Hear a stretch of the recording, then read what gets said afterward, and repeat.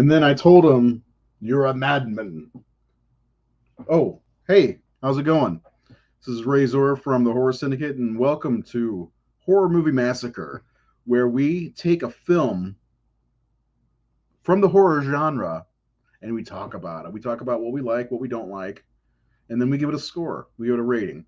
And we have my personal score, Seth's personal score, combine those two bitches, and then we get a what we call a slash score. We also have the community, the Horror Syndicate's community score that we show every episode, and I'll give you a little taste of what you guys give Halloween 6. A lot of people call it the worst movie in the series, and I'm like, what are you fucking smoking? What about Halloween Resurrection? This is not the worst. Sure, it's a mess. Sure, there are multiple cuts of the movie, but it's fun. It's lovable. It's lovable, and the bulk of the horror syndicate community likes this movie. So if you hate this movie, you're in the minority. So deal with it, Sean Sheridan. I'm going to bring in Seth T. Miller, my good friend, my esteemed colleague, and we're going to talk about some Halloween.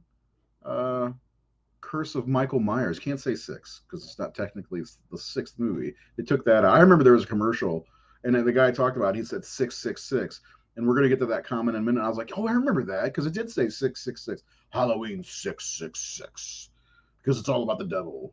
Anyway, I'm gonna bring Seth in now. He is a complete asshole and a fan of Halloween 6. Hello, Seth. How are you? I'm okay. How are you? I hope that was a good intro for you. I approve. Okay. Man, I know that there's a lot of people who don't like this movie, but the people who do like it and don't like it, they should go ahead and subscribe, right? Am I wrong? Subscribe to us on You the should. Horror Syndicate's YouTube channel and go like the Facebook page. Actually, fuck like it, just follow it because we are nearing 50,000 followers. Seth, can you fucking believe that? Almost 50,000 followers for the Horror Syndicate It's now. crazy. Dude, I'm on That's cloud awesome. 11 up in this bitch. So we're going to get to a couple comments that happened before the show, and then we'll actually they're gone now. The first ones that they're gone. Did you see that? Ghost Rider, he left some Oh, really? comments. Yeah, I don't see him. Anyway, so Sean Sheridan never lets us down with his pre-show comments. I don't like the cult storyline, but give it credit for doing something new to the storyline with Michael Myers. That away. Think of it in a positive stroke. Loomis Myers and the fall atmosphere of this movie are very good and some great kills as well. All the other characters and acting are garbage. Paul Rudd, love the dude as an actor, but he deserved the Razzie for his performance. Yeah, he was something else in this movie. I love Paul Rudd. The director's cut, its producer's cut, is the better movie. Actually, I agree. Um, we kind of touched on this last time, Seth, and I got a kind of an idea of some of the scenes. I think most of the producer's cut I'd take, but personally, I think that final scene where they're beating Paul Rudd's beating the shit out of Michael Myers was the better ending.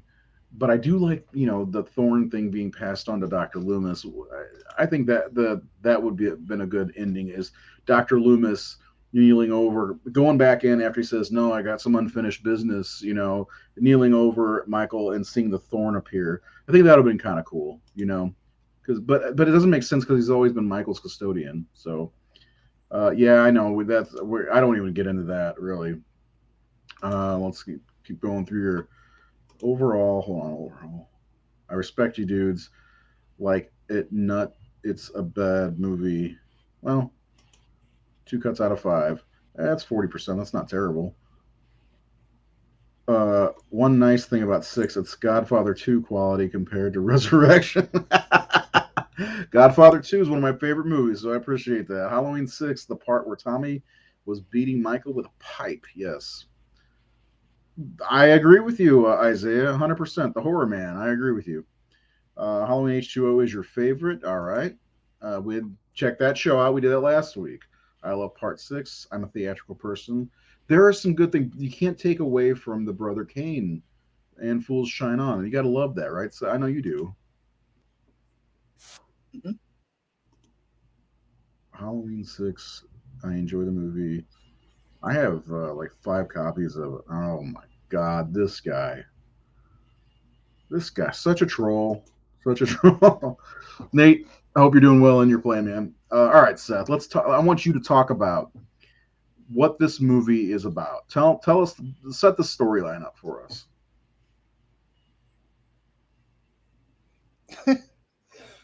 Well, so basically, the assholes who made Part Five kind of put the franchise into the corner by introducing elements that they had no plan for, specifically the Man in Black, the Thorn, which I guess it does kind of go back to some of the the novelization for the original, and then some dialogue in Part Two, where they're talking sort of about the Celtic origins. But so because of the assholes who made Part Five, Part Six is basically years after Jamie was taken.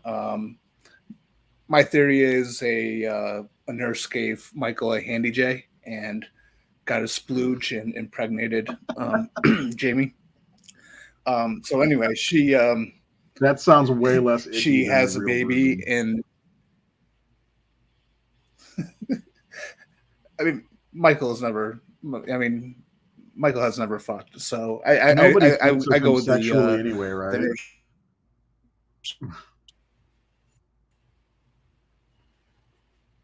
Yeah, well, I mean, the if you read the novelization of the original, like he would be like erect when he killed, which is weird. But anyway, it's never been in the The movies, original so I'm movie. going with the theory of the handy J from a nurse. Um, Let's go with it. the novelization for the original movie. Yep. Sure. Um, Okay. so yeah, so basically, Jamie has a baby, and a nurse helps her helps her escape, and Michael's in pursuit, and yeah, he, he's basically being protected or controlled from a whole cult, and yeah, things happen from there. Yeah, I mean, we get to kind of go back to the Strode family that a Yeah, little bit in this one, which is kind of fun. We get to meet Kara Strode, her abusive father, her son who hears voices, her dipshit brother, his girlfriend, and the creep across the street. We also get Dr. Loomis back for his final film, and Terrence Wynn, who and he's I much more believe humble. yes he is. He's writing a book too, but I think Dr. Wynn was he in the original movie early on? Yeah, Okay, I thought yes, so. the scene where they're walking out Smith's Grove, and Loomis says, "You put up a blockade that wouldn't stop a 5-year-old." Yeah, he's got a The little guy he was talking mustache. to was credited as yeah, he was credited as a Win.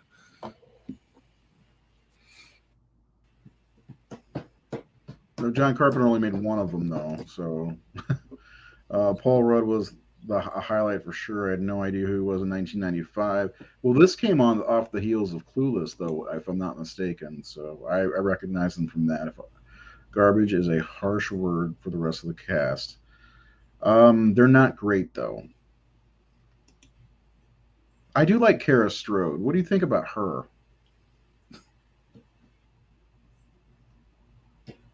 I liked her. I was never fucked. That's a direct quote. You should put that in your Facebook banner. Michael has never fucked. It's raining blood is a cool moment. Yeah. All right, let's get into the good things here. I know you. I'm sure you have a list of things that you really like because I know there are a lot of bad things that we can get into. But I want to talk about the things that work for this movie because the storyline of the Thorn was, like you said, introduced in the fifth movie, kinda, and they went a little weird in this one. So let's talk about the theatrical cut and the things that work in the theatrical cut, if you will. Wait, Clueless was released first, and I think this was released after Clueless, but this was filmed before Clueless, if I'm not mistaken. Anyway, go ahead.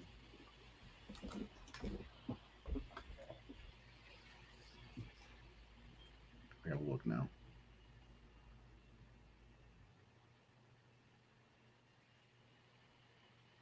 How much of a delay is there, Seth? My whole thing just completely froze up. So Okay, I can want you to hear me now? know. Yeah, I can hear you. I want to know what you think are the highlights, the things that work for you in this movie.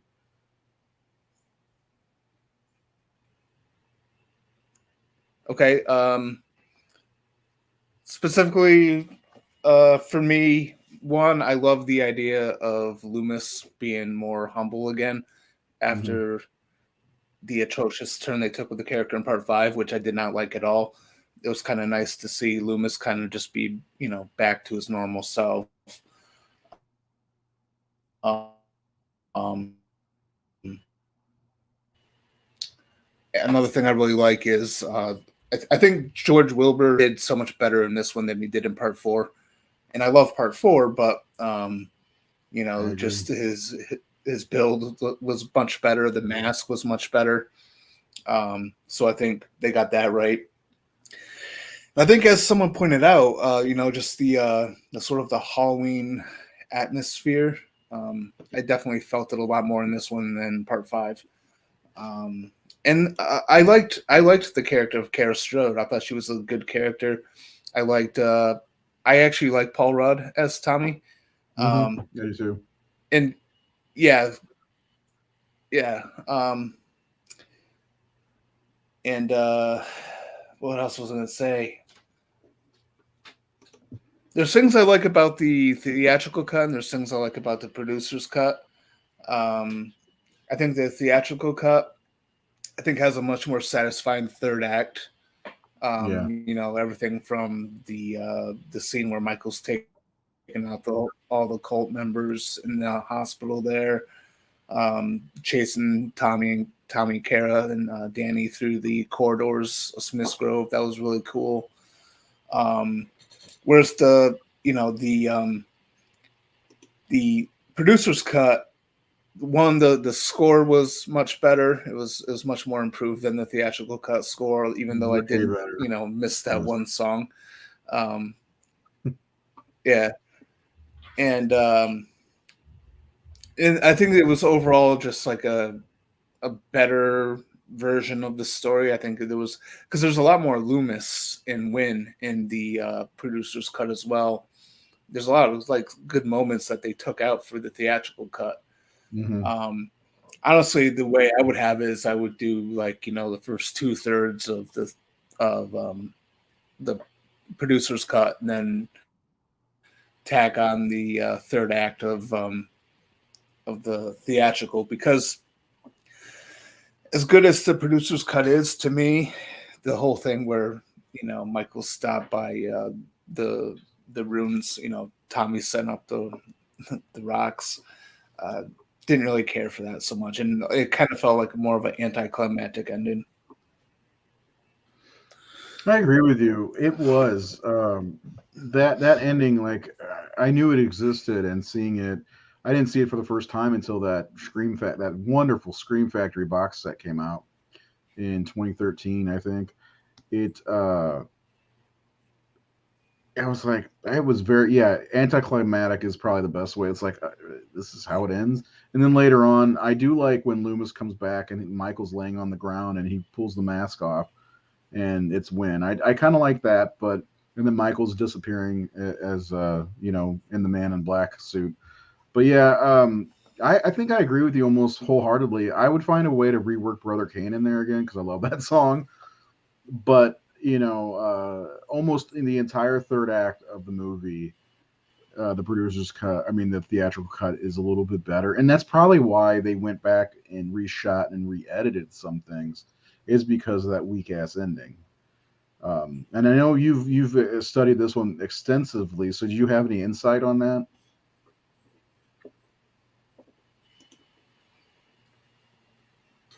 Uh, yeah, I think it was exactly that.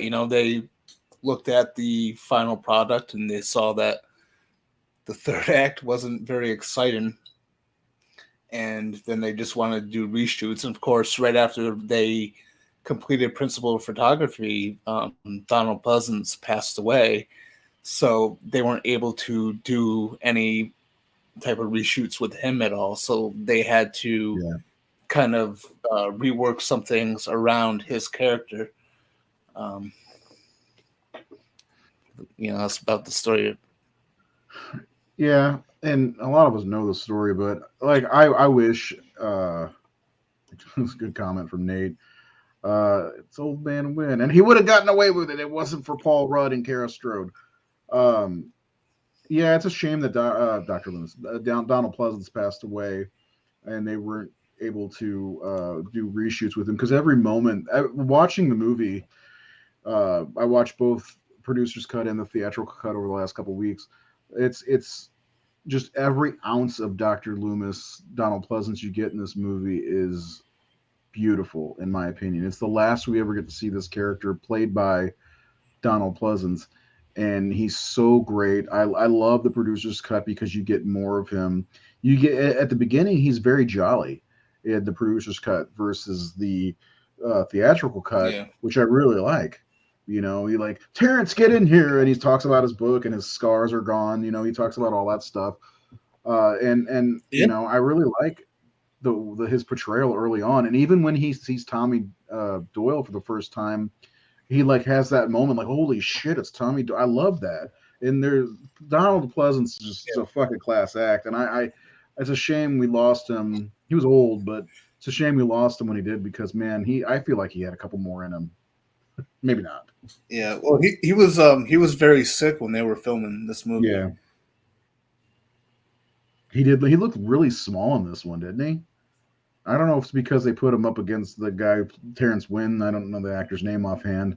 Either that guy's huge or Donald Pleasance shrank down about 5'3". You know, Yeah. give me one second. Um, yeah. Anyway, yeah. Rest in peace, Donald Pleasance. You were definitely one of my favorite actors in horror films, and we've seen him in Bond as well. Played a Bond villain and Escape from New York. He's just a great actor all around. Yep. Looks like you're shedding a tear for Donald. Was that what this was? Um, so a couple of the other characters, I love. we mentioned. The thing about Paul Rudd is I don't know if his performance was really it was awful or if it was the way the director wanted him to play that part. Because if you look at a movie, I don't know that Hayden Christensen's a bad actor. I don't know. It's the dialogue, in some ways in Attack of the Clones, and so I wonder if that's how hey, be creepy. No, creepier, Paul Rudd. Come on, because Paul Rudd's a really good actor, and he was good in Clueless, which was filmed right after this, I believe. Uh, but I never found any No, problems well, with his no, performance. yeah, Go ahead. yeah. I was gonna say, yeah, he did this one first. This was his very first movie, even though Clueless came out before this one came out. He shot this one first. Yeah, but still, there's not that. I I feel like there's got to be something about direction and the script that brings out the worst in directors or actors sometimes. You know, I don't know. Maybe I'm wrong.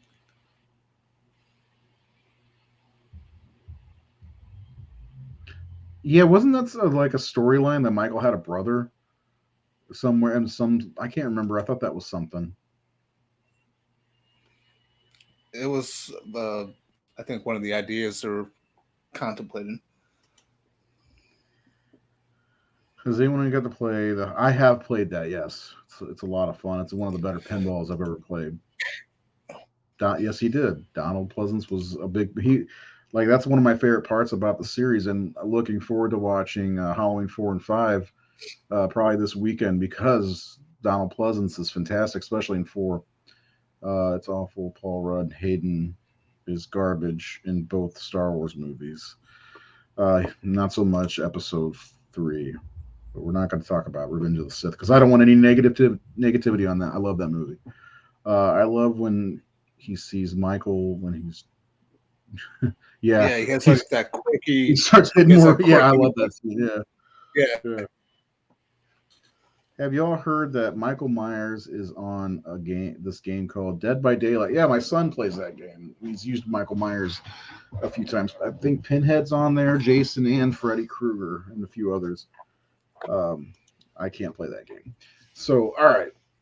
Oh, Kara Strode. I wanted to touch on her a little bit, if you get my meaning. Yeah, you would. I didn't hate her. I liked her. I thought she was a pretty decent character. They gave her a little bit of character background, and and it was kind of fun revisiting the Strode name again, and the reason why they bought that house. They live in that house, and they're remodeling. It looked like. But I liked her overall. I thought she was a decent character. With Miriam Hagen or something like that, or Marianne Hagen, something like that. Hmm. Thought she was pretty good overall. When I wrote my my fan fiction, I brought her back because I liked her character. So I don't know. What do you liked her too, right? Yeah, I think she's one of the better protagonists in the series. She's no Rachel. You know, no, yeah, she's no Rachel, but I do kind of like that the protagonist in this is sort of like a college age young woman who's also a mother. Um, just to It's a little different. Okay, that's something I definitely want to talk about. What? Okay, the recasting of uh, Jamie Lloyd. How much effect do you think it had on the story? We know, but let's just get that out there. And why they recast with J.C. Brandy. Well, very little. I think what we saw with her in this movie was their intent with or without Danielle. Um, so I don't think it affected the story at all. I don't think it should have gone that way specifically with such a major character. Um, but so I don't agree with the direction of it. But yeah, I do like that in the producer's cut they gave her more screen time and like she didn't die right away. Like because she lasts almost half the movie. Just she was in the hospital yeah, for and the then most she just gets part. shot in the head though. Yeah. Yeah, then she's fucking shot in the head. So there, we have multiple killers in this movie, and I don't know which death do you like better. Honestly, I would go with the theatrical. Um, Either way, because the way I look at it is either way they did the character dirty. You know, Yeah, no matter which cut you look at, they took a major character who had a major story arc from 4 and 5, and they just kind of brushed her to the side, and she either dies violently on farming equipment or she just is in a hospital for a period of time and then gets shot in the head. So either way, they didn't do the character right. Um, yeah, that's my answer. yeah. No, they didn't do her right. Based on this story, I don't know how they could have carried her any further into the story though. Beyond that, she did her job, and I can see why Danielle Harris. There's this I wanted to touch on that. Why didn't she come back? Why didn't she? Yeah, Well, I think it was one. It was a matter of money and the treatment of the character. I don't think she agreed with the direction they were going with it. And I also think there was something to do with money. They didn't want to pay her what she was asking for. yeah, like Patricia Arquette. Okay, let's say in 2028 they decide to make a new Halloween film, but they decide to make it Halloween 6 with Danielle Harris. You in? Um, I don't know. I Jamie mean, Lee. that's kind of fan film territory, in my opinion. Okay, fine, I'll write it. you know, like I honestly don't think they'll go back to any of the previous timelines whatsoever in the future. I think they'll use 78 as a jumping off point for new stories, but I don't think they'll go back to Jamie Lloyd. Which reminds me, Seth and I will be doing an episode of THS Discourse in a week or two, discussing ways to continue the Halloween film franchise after Halloween ends. So that'll be on maybe not this Sunday, but the Sunday after that, possibly, or the Sunday after that. Uh, right now, Discourse is on hiatus because Nate is Dr. Jekyll and Mr. Hyde. Uh, So, and of course, we wish him well. Break a leg. That's okay to say, right? He's not really going to break a leg. But then he will break a leg, and then you'll feel terrible about it. I will feel terrible about it, but he'll be back on the show. So maybe Danielle made such a stink on we're not being the last version of. She shouldn't have made a stink, but I gotta be honest. Why not just throw her in there somewhere? Like throw her. Just she could have played something. It didn't have to be Judy Greer's character because nobody tops her, in my opinion. But they could have tossed her in there. She could have been a killer. I could be killed or something like that. Because then she would have been a part of all but one timeline. Really. No, they're never gonna go back to that.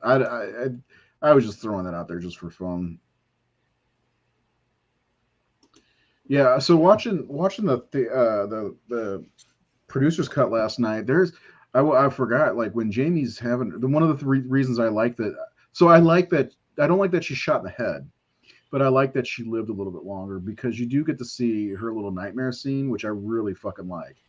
When she's being taken down the hallway, you see the man in black. Just it's almost nightmarish looking imagery, which it is a nightmare. But I really like that, and I guess they could have made that from in the beginning because I think that was in the original trailer also. But that's one of the only reasons I like that was because I like that scene. Um, okay, one more death I want to talk about before we move on to things that don't work. Okay, which death do you like better? Uh, Mr. Strode, I can't remember his first name. John. John Strode in the theatrical or the producer's cut? Do you remember how he bites it in both of them? Yeah, his head exploded in theatrical. Yeah. And they didn't show that in the producer. I think the producer's cut version is a little bit more sensible with the series because I mean this is not Halloween has never really been big and flashy with the deaths like Friday 13th, and I feel like that theatrical cut version of John's death was very Friday 13th. At the same time, it's still kind of fun to watch. Yeah, I mean it's a nice effect and everything, but yeah, Yeah. like even in '95 when I saw it in an empty theater by myself because I got special treatment. I got to see it before it was released. Anyway, yeah, I kind of was like, yeah, fuck that guy when that happened, because like he was the worst, one of the worst characters in Halloween history. Like you've seen that poster of all the worst characters from Halloween. You get well that people think are the worst. It's got Tina, it's got the White Horse and Sherry Moon, Corey and somebody else. I can't remember who the other one is offhand. Who is it? You know who it is? Which is funny. Nate sent it to us. Anyway, who is it? It was Busta, right? Yeah, that's right, Buster Rhymes. Yeah, but like they should have put John Strode on there. Maybe I'll remake it, put John Strode on there because that guy's a fucking piece of shit. He calls his grandson Well, a bastard. Go ahead. Yeah, he he should be on like a separate poster with Ronnie from Rob Zombie's Halloween. Oh my god, bosom bro! I'm gonna make a poster. I'm gonna do it. Halloween, the Bash Brothers. Um, yeah, because he's one of the worst characters, man. Like the most unlikable characters. Him and Ronnie from Rob Zombie's Halloween are they got to be two of the worst like characters. I mean, he doesn't seem to care that his wife's missing. She finally left. Huh, didn't make me dinner. And then he treats his kids like shit. Yeah. Weinstein wanted more gore. Well, he's getting it in prison, hopefully. Um, I do love me some Halloween 3. Hey, it's coming.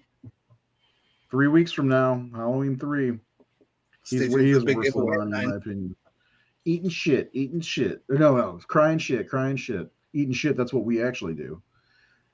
All right. Let's try to get into this. What about this movie doesn't work across both cuts? A lot of the dialogue, I think. There's some there's some pretty bad dialogue. And even the story doesn't quite work. Now again, as I mentioned in the beginning when we first started, um, it's really at the fault of the assholes who made Part Five for putting the series into the corner with Like things with that Baby, was that. with putting the series in the corner with Baby, from Dirty Dancing. Anyway, bad joke. Yeah, so I mean, this movie was damned to begin with, unless they decided to ignore everything that they set up in five, which they could have done. They could have moved away from Jamie Lloyd altogether. And just had Michael coming back to Haddonfield, have Kara and Tommy and all that. The whole thing with the baby and the cult wasn't really needed. The Man in Black stuff wasn't really needed. Um, but I will say though, I read one of the original scripts before this one, and Posted on the Horror Syndicate's Facebook page today. Check it out. The Halloween 6 we almost got written by Seth. It's fucked. Go ahead. yeah, well, what's funny is in that script, you know who the Man in Black was? Do you remember reading that I article? don't remember. It was Reverend Sayer from Halloween Was it 4. really? Oh my god, I forgot. Yeah. Okay, I take it back. That movie would have rocked. Oh no, it would not. Don't No. forget about all the VR nonsense. Yeah, I remember most of the what I forgot about that apparently. Don't put baby Seth in a corner. Okay. Um yeah, that's I mean, I hate people probably don't understand but I don't have many complaints about this movie because let me tell you, when I saw this in 1995, and Tommy was going, I traced the constellation of the Thorn, and every time it appears, Michael comes. It happened in 1963, then again in 1978, and then 1988, then the following year, and I'm like, oh my god, that makes so much sense. Like I was buying into it hardcore. I'm like, my 15-year-old mind's like, holy shit, it's been a conspiracy this whole time. Of course, I didn't know any better back then, so it's just a new Halloween movie, and this was the way they were moving forward. So it was like I was all fucking for it. And then of course H2O came out, and I had no idea when H2O came out that they were skipping over the other movies. So I just assumed it was the next movie in line, and they didn't mention a goddamn thing. I'm like, what the fuck? Like where the fuck? What the fuck? Where's Steven? Where's that kid? He'd be 3 by now. But Yeah. I don't know, man. I don't not like this stuff. I mean, the cousin fucking shit's gross.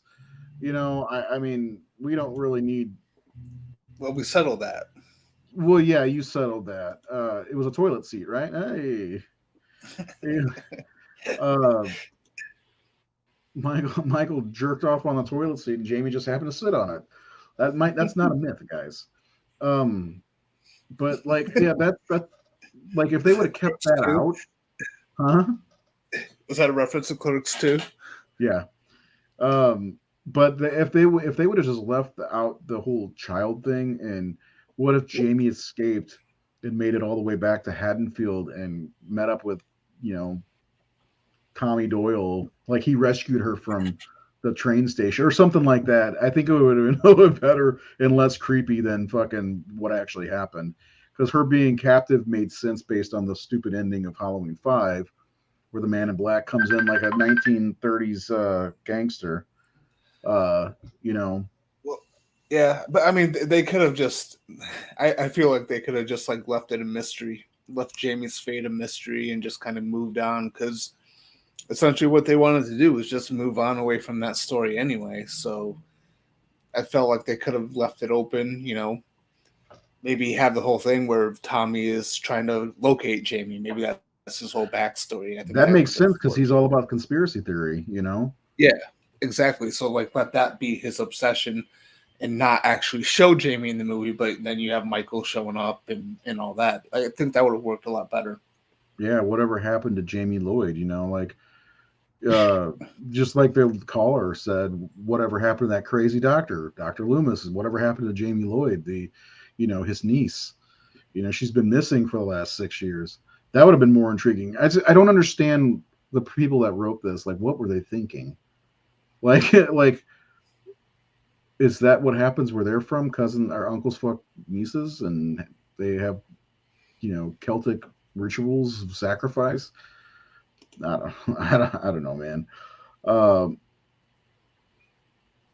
yeah, Resurrection. We already did Resurrection. They waited a long time to make a baby with their captives. Yeah. Yeah. Well, what was the time frame of that? Was that taking place in 1995? She Yeah, would I have been believe so. 19, It but they had was to wait till she was an adult, Nate. Come on. They had to wait till she was an adult. Because she would have been 17 or 18 at that point. yeah, I can't remember the specific amount of years, but they do make a reference to the fact that this is years later.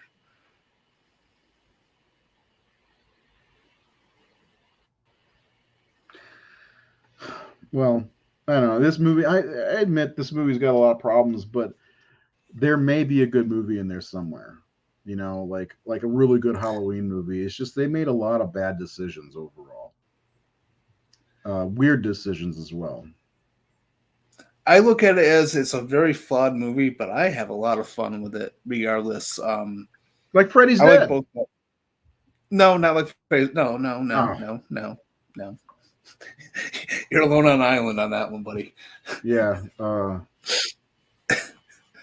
Actually, you're I'm not. not I read alone it. on an island. No, I know. I read through some of the comments on your post earlier. Um, but like this one, I feel like it's probably the more energetic um, Halloween film. I would say. Listen, that's the thing. By this point, we've had one of the best, most iconic horror movies of all time, period, by our Lord and Savior, John Carpenter. We had two fantastic sequels with Michael Myers. We had an exceptionally great anthology film, and then a turd fest in Halloween 5. At this point, look, you can't look at the series and think, oh, everything's a masterpiece up to this point. Because, I mean, Halloween 4, in a way, is kind of like a remake of Halloween, John Carpenter's Halloween. And as good as it is, there's a lot of like things that are similar, and it's different. But by Halloween 6, it's like, okay, it's 1995, one of the weakest decades in horror. I know they're not thinking about that at the time, but let's just fucking have fun with this, and let's try something different. And they did do something different, for the most part, for the first time, other than Halloween 3, because technically in the Michael Myers timeline it doesn't really count, but this is the first time they actually tried to do something different, and it gets the same respect that Friday the 13th Part 4 gets. Part 5, not 4. 4 gets a lot of respect, but you know what I'm saying? Like, people hate that movie. People hate Jason Goes to Hell. Well, there you go. Freddy's Dead, Jason Goes to Hell, and Halloween 6 are kind of, they're. I think all three of them are fun, but they're objectively hated by most people. I would put I wouldn't put part six with Jason Goes to Hell, Freddy's Dead. I would put Resurrection with those. I think part six is better than those. I think part six you could argue, even though I don't really care for the movie, is like Jason Takes Manhattan. Um, Very flawed, not particularly well written. Hey man, I'm not saying I like it. You'll never hear those words from me. You're being adorable right now. Keep going. No, fuck you. I quit. And he walks off. Well, I could see that. I get that. I'm just saying because Freddy's Dead and Jason Takes Manhattan are products kind of the '90s, Yeah. and where Halloween always had that familial bond. They kind of do a similar thing because in Freddy's Dead, he's just trying to get to his daughter essentially, and Jason Goes to Hell. He's trying to jump into another body and be reborn. And this movie, it's kind of the same thing in a way. The Curse of the Thorn is being, I get, they're trying to pass it to. Are they trying to pass it to Steven or Danny? I think Danny.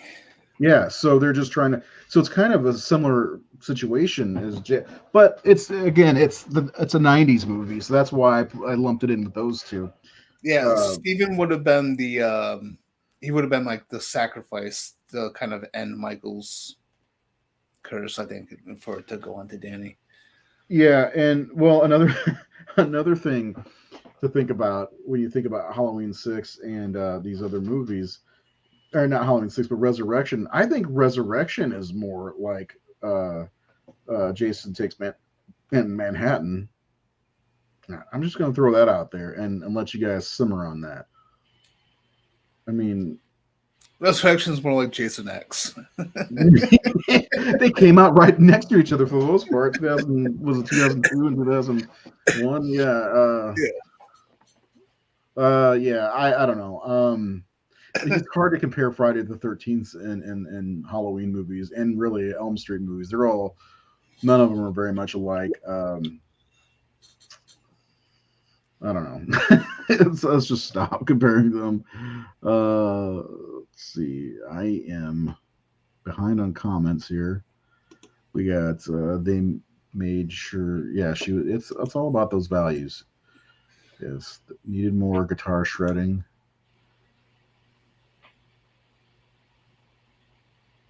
Yeah, the atmosphere in this movie, and I think it's evident in both cuts, more so in the producer's cut. It's phenomenal in my opinion.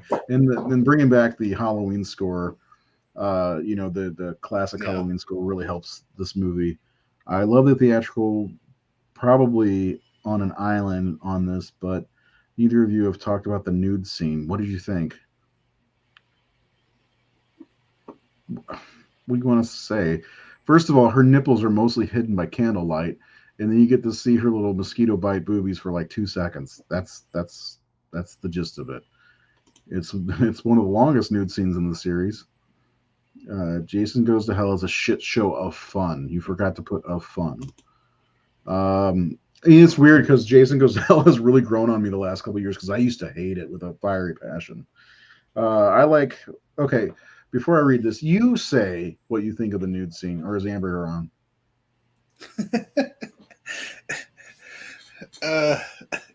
It was. It happened. It was a thing that happened in the movie. They were nothing special. Let's say that. No, nothing special. Actually, the more I watch that movie, the more that girl gets on my fucking nerves. She's loud and just annoying. Halloween 6 kills and 5 are tied for me. Some good things, but all bad. Okay. The atmosphere was good, but so were Rob and David's films. People hate those.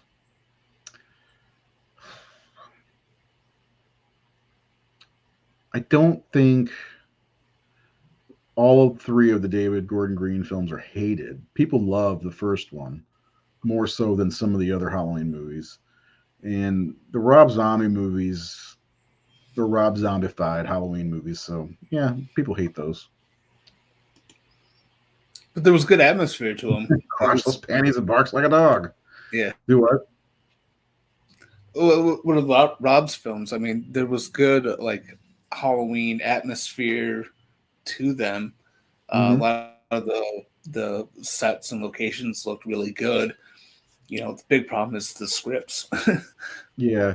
I think they spent too much time at Smith's Grove. But, yeah, like that opening scene, not Yeah, that opening scene when you see the Myers house and it pans down and you can see that it's that fall. Uh, you get that feeling, and then that scene where that kid's walking home and Michael clubs him on the back of the legs. It's you get that feeling of the fall, and even so, I love the scenes with Dee Wallace and Lori, whoever Scout Taylor Compton. Those scenes in front of the Strode house are. It looks beautiful. There's a lot. Rob Zombie can shoot a movie, in my opinion. Oh, But yeah, definitely. yeah, I just don't care for his scripts, his stories very much. And Nate, I agree. Kara's brother is awful. He is. I don't understand him at all. He's like three different characters in one, because he's like this tough, cool uncle who's also kind of gangsta, but not really. And then he does a Beavis and Butthead impersonation at one point, and then Yeah. he's a scared little bitch as in Frankenstein's monster's costume. He's a unbalanced character. Are you going to make another Michael Myers movie? Are they? Am I? Are we? Seth, are we doing this? Yes, we're gonna make one. Yes. They We're gonna are do at it some right. point, I'm sure. Yeah. Read any new Exorcist thread. Yeah, I'm not gonna. I don't know. I don't. People can say whatever they want. Ray, are they going to make a new? Eventually, they are. Yes, they will. If not in the next 2 years, it'll be probably 2028 at the latest. That's what I think.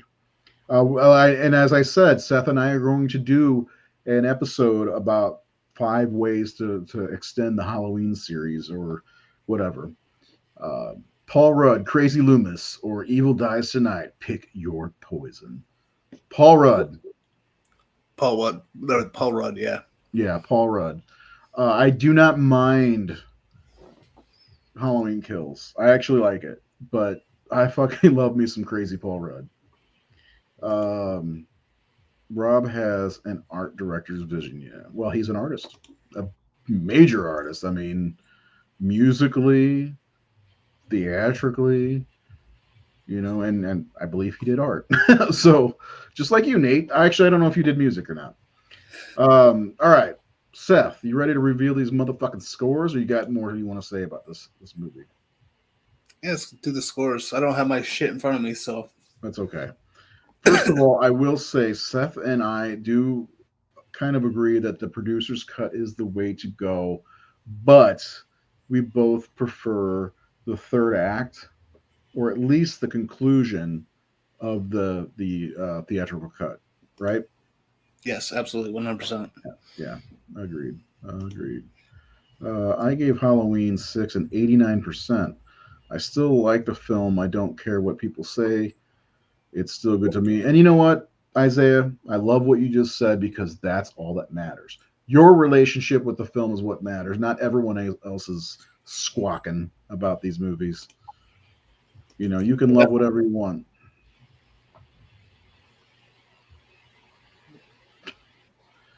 That's awesome. All right. So, first of all, the slash score, the 5-star rating score from all of our followers, proved that people do like this movie. It's an overall score of 71%. Let me check and see real fast, Seth, if we got a minute. You got a minute, my friend? Sure. For you, I Oh, got two. oh shit. Dude, blessed. Hashtag blessed. So, okay, yeah, we got a considerable amount of votes on this one, or rates or whatever. So, yeah, 71%, pretty legit. We'll see how it does the next time around, because we're redoing all these. We did The Wasp Woman today, movie I've never seen. My brother in law said it's garbage, but I don't know.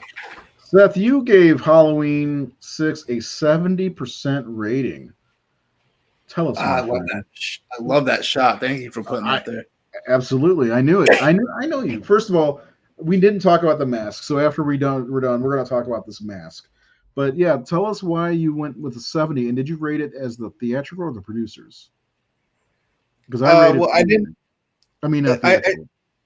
I didn't really distinguish it. I think because I mean neither cut is really perfect. There's things that are problematic, and there's things that are awesome about both versions. So I just kind of did it, um, both of them as a whole. I don't have my breakdown in front of me, um, but I think I rated it pretty high for entertainment because this is one that I can just put on and watch anytime. Oh yeah. I think Oh yeah. it's fun. I think it's the production design and cinematography are decent. It's got a good atmosphere to it. Um, Score, I probably gave like a mid level. Um, yeah, I wish I had my breakdown from me. I have no idea where I put it. But it's a fun movie, very flawed, but it's definitely one that I can watch, and I think it's one of the more enjoyable films in the series. This one I think is it's not super high on my list, but it's definitely higher than a lot of other ones that probably have a better score overall on the objective side. But I still have a lot of fun with this. I love it. So Yeah, 70%. yeah. I'm not a. I'm with you 100%. My score is a little bit lower. I've got it at 65%. But I mean, I agree with you, man. I like this movie. It's a lot of fun. When we rate these, one of the sections we have is entertainment value, and for me, the entertainment value is pretty damn high in this movie. Yeah. It's fun. Not all the characters are great. You know, Paul Rudd is a fucking psychopath, but I just have a good time watching this. You know, and it again. I hate being this way sometimes, but there is a bit of nostalgia to this for me because I got the royal treatment at my mom's friend ran a local theater, and it was one of the smaller. You know, it had like three screens, and he let me in to see it before they started screening it. It was like a couple days before they started screening it. I was there all by myself, had all you can eat popcorn, all I can drink Dr. Pepper or Coke, or sometimes I made the old suicide drink, you know, all the sodas. But it was a great experience, and it was a brand new Halloween movie. And at that time, I was 15. I fucking adored this series. But in making my score, I did not take that into account. This movie has a lot of flaws. The script is bad, and there's some bad shit. But combined with the producer's cut, I do think there's a really good movie in this if they could figure out a way to make a supercut of Halloween: The Curse of Michael Myers. I like it. I have a lot of fun with it. And you know what? I've watched both cuts back to back multiple times.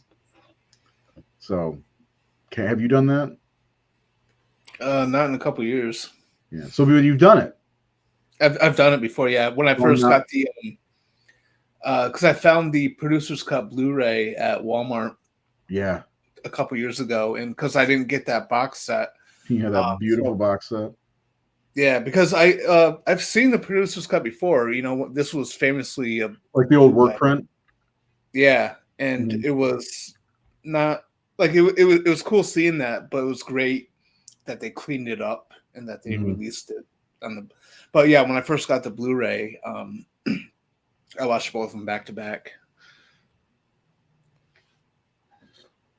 It could be. That's a good question. Is it 71% because Halloween 5 is so bad? Also agree. First two thirds, producer's cut.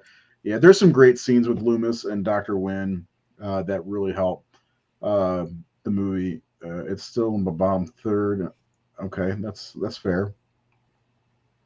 Is Michael Myers making another movie? I don't know. I heard there's going to be an Austin Powers 4. I'm not sure. How bad Paul Rudd breaks the tie between kills. Okay. Um, so anyway, Art, what?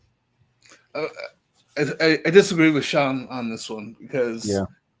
I don't think Paul Rudd's all that bad in this movie. I think Oh some of the dear. material he had, maybe some of the way he was directed is bad, but I think he brings his own little quirk to it. I like his Tommy. I do too. I prefer it to. But it's funny because the two movies he's talking about are the only other two movies than John Carpenter's Halloween that have Tommy Doyle in it. Kills and Curse. Yeah. Uh, anyway, our combined score comes out to 68%. and maybe next week we'll give you an update of how our rankings are going, because this is a 13 movie series, and of course on Halloween we will be doing a the ranking show of all these movies based on our scores and our personal scores and our personal feelings, our personal rankings without the scores, because that is different, believe it or not. It's always fun to find out how these fall versus how our favorites fall. So that'll be Yeah. fun. And don't forget, next week, of course, the madness returns and Halloween, the revenge of Michael Myers. I like that poster. Just gonna Yeah. throw that out there. The two posters, I mean, they're very simple, but I love them for Halloween 4 and 5. It's the best thing about that movie. No, I I I, I mean, Billy's awesome. That little stuttering fuck. Yeah, I'm just joking. I don't. Cookie woman. Actually, I love the redesign of the Myers house. All right, so wanted to go back to this because I say that this is the second best mask in the Halloween franchise. I can't argue with that. I've always loved the mask from Part 6. Me too. It's not really that close to the original mask, but it's, first of all, when I say the second best, the mask from Halloween, John Carpenter's Halloween, and then Halloween 2 are the same mask. So that's one mask. There's the mask from 4 that's like wider than my walls. Actually, my walls are yellow, so that makes sense. But it's wide. It's wider than Seth, and then That's racist. yeah. But you know what I'm saying. It's extremely white. It looks terrible. Yeah, It's no, I almost got you. expressionless. And then the 5 mask looks like fucking Nicolas Cage. And then the mask from the whole problem with the masks from H2O. The resurrection mask isn't too bad. I just don't like the hair. And of Yeah. course, in my opinion, the masks from 2018 Kills, it's all the same mask technically from the original movie. So that doesn't really count to me. But I do like the way they designed them for each movie: Halloween, Halloween Kills, and Halloween Ends. I think the evolution of the mask from the original movie on, it's pretty cool based on those movies. And then the Rob Yeah. Zombie movies are its own animal. So I actually like the Rob Zombie mask. Yeah. It looks good. Yeah, but this is my second favorite mask of the series. Yeah, I would say it's mine too. With the David Gordon Green stuff being third for me. Yeah, I totally agree. Seth does have this really cool article up. It's I think it's a 31 Days of Horror from maybe 2019, 2020, somewhere around there. But it's before, I think it was before Halloween Kills came out. Yeah. So he ranks so much of the series. He ranks the masks, the actors, the timelines, the movies. It's on the Horror Syndicate's website, so check that out. He'll have to do an update at some point. Maybe this Halloween you can do an update for it, adding kills and ends. That'd be fun. Yeah. I've updated the rank the timeline ranking, which is also on the horrorsyndicate.com. Yes. Was that in your ends review?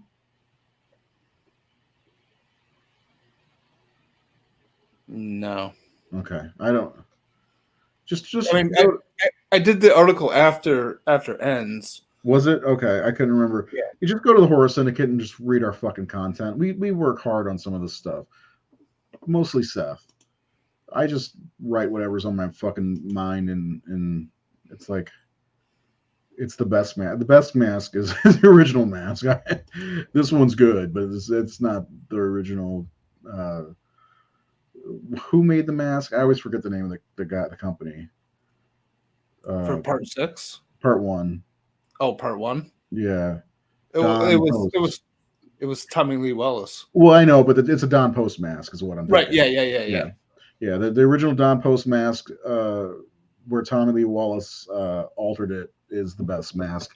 It just, man, it's so spooky. I got it. Oh my god, it scared the shit out of me. It's back there. You can see him in the darkness.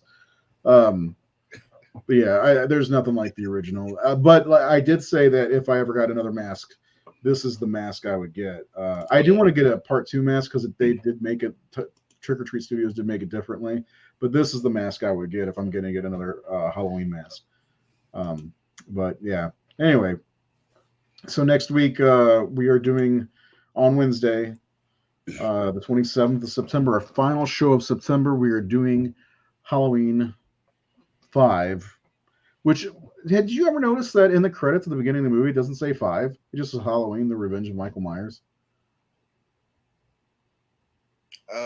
I thought it just said Halloween 5. It just said no. It says Halloween, or does it just say Halloween 5?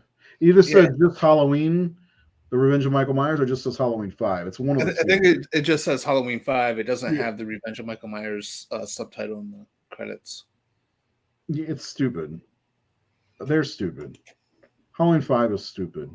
I just to blindly accept it because it was part of the series, and then when they started saying, "Oh, fuck that stuff. Here's Halloween H2O and Resurrection. Oh, fuck that stuff. Here's Rob Zombie's movies. Oh, fuck that stuff. Here's David Gordon Green's movies." I said, "Fuck Halloween 5. It's not as good as I thought it was." And Tina's the worst. Tina. Anyway, Seth, anything else you want to say about Halloween: The Curse of Michael Myers? No, not really. I will say that I mean, it could have been a lot worse. They had some really bonehead ideas floating around.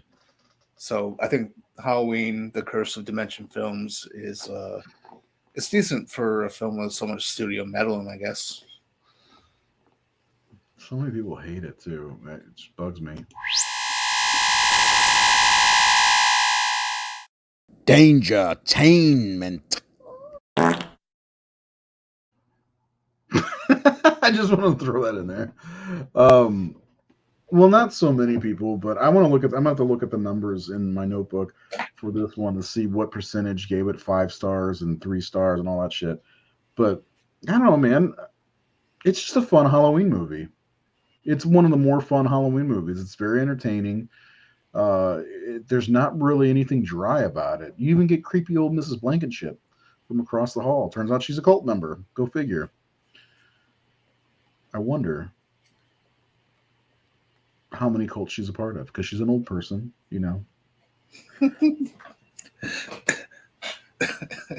She did everything right, and they inducted her into the cult.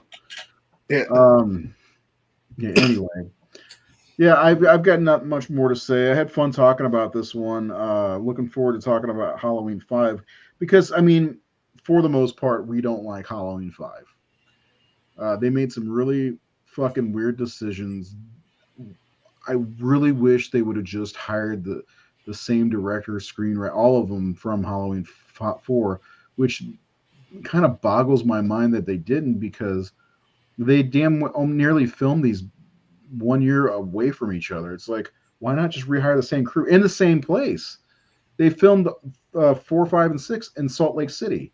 It's like, why the fuck did the Myers house change? Why did the mask change? It's like I don't understand the decisions that were made for Halloween 5, and it's the last time we'll see uh, the real Jamie Lloyd in the series. Bad but fun. At least you have fun, man. That's what it's all about. Being entertained by a movie is what it's all about. You got to be entertained. Are you not entertained? Seth, what should these people do if they want to find us? I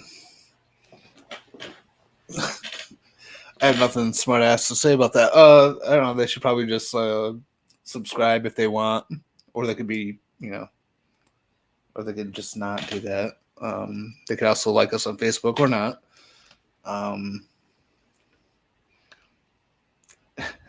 I'm not good at selling stuff, as you You couldn't need to tell. start selling stuff because you do a good job. Yeah, hit the subscribe button if you're new to us on YouTube, or if you're on Facebook, go hit the subscribe button anyway. That way you can go back and watch our shows because, God damn it, we want subscribers. We want you to be on the YouTubes, watching us on the YouTube. We have 1,353 subs.